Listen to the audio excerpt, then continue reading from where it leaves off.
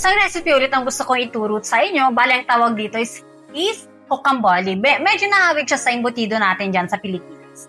Ang maganda din dito sa recipe na to, syempre, konti lang yung mga ingredients at syempre, madali lang gawin.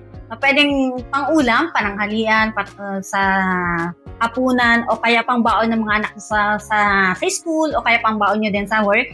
Ang recipe na to na gagawin natin. Kaya wag na natin patagalin. Tara, gawa tayo. Bali, gagamit tayo ng giniling na karne ng baka. At kailangan natin ng bawang, sibuyas,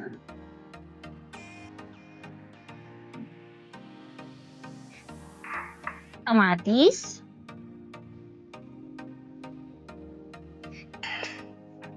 siyempre maglalagay tayo ng konting paprika. Yan. At syempre, pamintang durog din.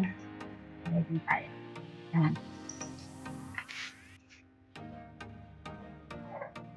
Maglalagay tayo ng parsley at spring onion.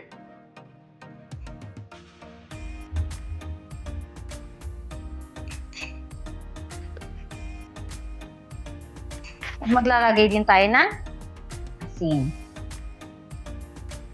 Bali, gagawin natin is haluin natin. Siyempre, maliit naman na yung kamay ko. Para mahalo nating maigi.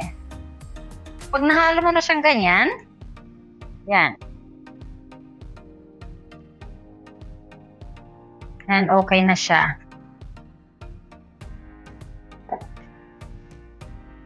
Bali, para hindi tayo mahirapan na i-roll siya. Bali, ito yung sa plastic. Pero syempre, ito malinis na plastic pa. Yung hindi pa nagagamit.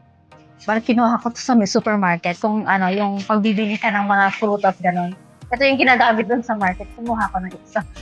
Yan. Bali, gagawin natin is ilalagay natin dito sa plastic. Para hindi tayo mahirapan sa pag-roll.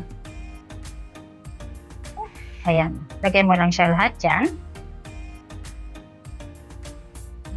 Yan.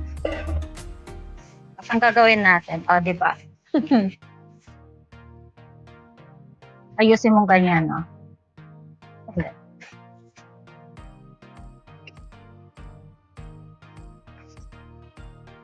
Gamit neto, yung sarong, para ayan, o. Para hindi tayo mahirapan. Yan. Kasi kailangan natin i-flatten siya. Bali, ang kailangan natin is yung hindi sobrang manipis at hindi naman yung sobrang kapal. Pagkatanggalin natin to.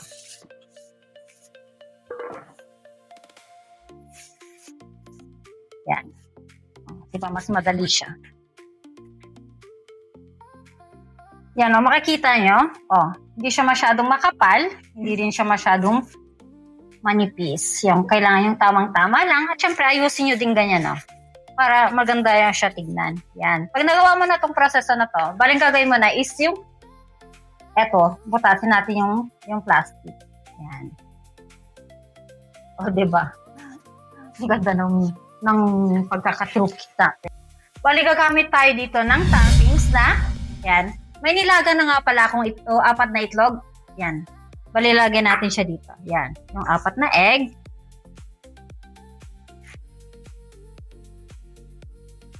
Yan. At maglalagay din tayo ng ham. Magiging toppings natin. Mas maganda ata ganito. Yan.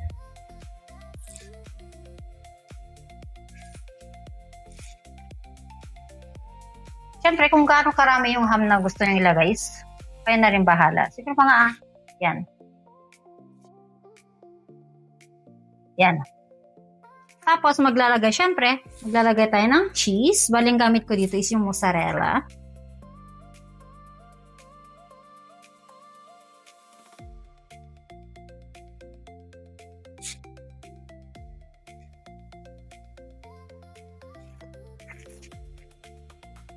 Yan, kung gusto niyo maraming cheese. Tapos, ang gagawin natin is i-roll na natin siya. Yan, o.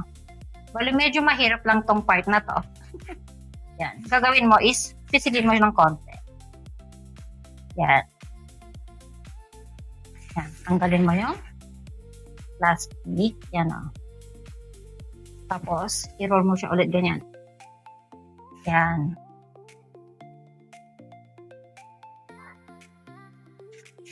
Hilain ko ng konti. Tapos, yan, i-roll mo lang siya ulit. Ganyan. Oh. Lagay mo yung cheese natin sa loob. Yan. Tapos, ganun pa rin. I-roll mo siya ulit. Yan. Oh. Yan. Pag na-roll mo na, syempre, ayusin mo ng konti. Tapos yung dito sa gilid na is, kailangan pisilin mo siya. Kasi baka, ang tendency is yung toppings na nilagay natin, yung mozzarella, kasi magme-melt siya. Para hindi lang siya lumabas. Yan. Ayusin lang natin siya dito sa gilid. Ano. At tanggalin mo na siya sa plastic. Yan. Gagawin natin is kailangan na gagamit tayo ng aluminum foil. Baling gagawin natin is lagay natin dito sa aluminum foil. Yan. O. Diba? Oh. Rin natin. Sa gitna. Yan. Ang gagawin natin, syempre, tatakpan natin. Para pag niluto na natin, nilagyan na natin sa oven, siguradong yung sa loob niya is luto kasi pag hindi natin nilagyan ng aluminum foil, ang magiging tendency is mabilis siyang matagito. Baka maging tagito yung sa loob niya is hindi maluto kasi lalagyan natin to sa oven. Bali, ang gagawin natin dito is yung sa oven natin, kailangan natin i-preheat 200 graus at ilalagay lang natin dito. Yan. Para lagyan natin sa oven. Pagkatapos ng 50 minutes sa ating oven, at syempre, yung depende pa rin kasi sa oven na gagamitin nyo. Yan.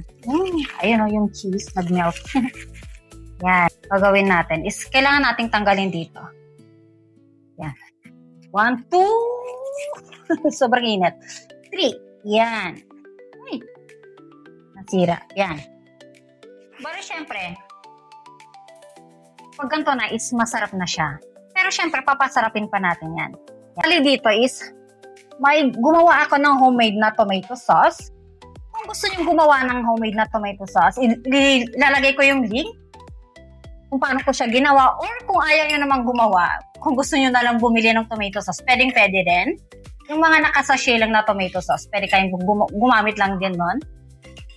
Tapos, yan, ilalagay natin yung tomato sauce dito sa taas niya. Sa ibabaw. Yan. Siyempre, spread mo lang siyang ganyan, no? Kita nyo yung cheese, nag-melt yung cheese. Nilagay natin sa loob. Pag naglagyan na natin ng tomato sauce, is maglalagay tayo ng cheese dito sa ibabaw niya.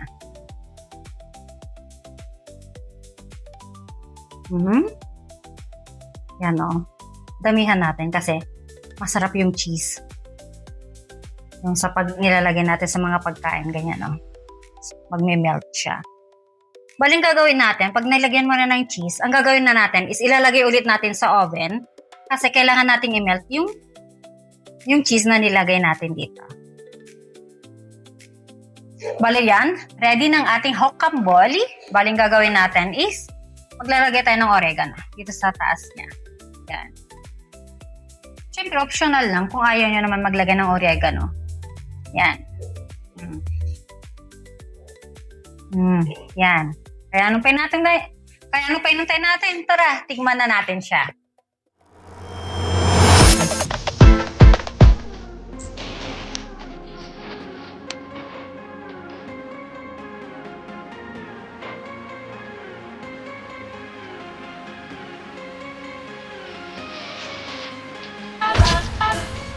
Ang lagi ko nga sinasabi sa inyo is ang magandang part ng pagluluto ay syempre pag yung titikman na natin.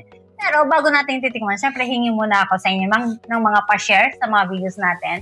At syempre pa-like na din sa mga videos natin. At pa-subscribe na din. Syempre malaking tulong yung sa bawat click nyo, panonood nyo sa mga videos natin at sa mga nagsusubscribe sa mga videos natin. At syempre malaking tulong po yan sa amin. Kaya tara, tikman na natin.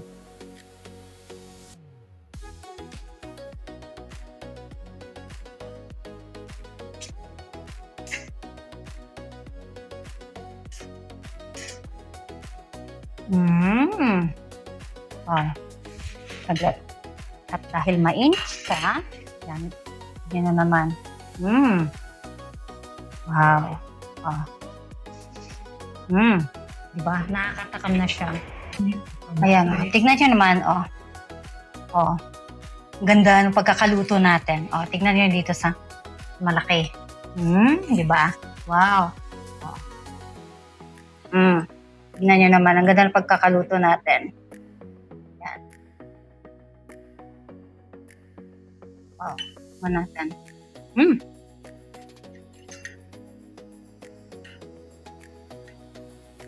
Patay na ito. Tingnan natin. Wow. Wow na lang talaga. Ang sarap niya. Wow. Masarap. Alam mo yung pagkakaluto niya is hindi siya dry. Wow, kulang na lang kanin.